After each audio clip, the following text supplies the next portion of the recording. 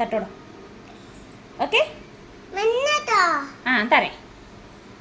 பார்த்தீங்களா, ரொம்ப பிடிச்ச சாப்பாடுனா இன்னொத்தான்னு கேட்பாங்க, இல்லைன்னா வாயில் கூட வைக்க மாட்டாங்க.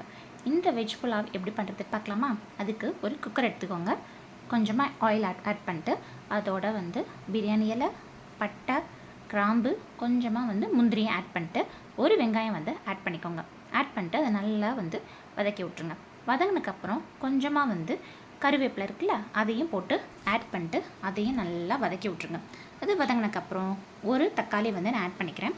அதையும் போட்டு நல்லா வதக்கிடுங்க. இது வந்து நான் பாப்பாக்கு செய்கிறனால கொஞ்சம் காரம் இல்லாமல் தான் செய்ய போகிறேன்.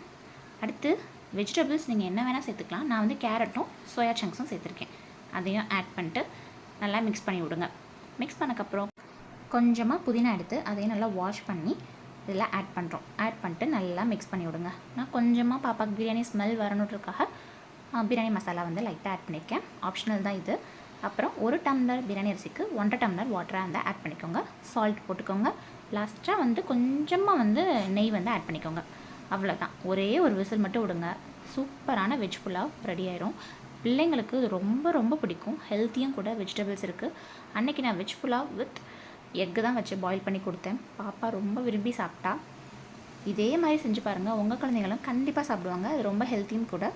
அண்ட் மறக்காமல் எப்படி இருக்குன்னு சொல்லி கமெண்ட் பண்ணுங்கள். பாய்.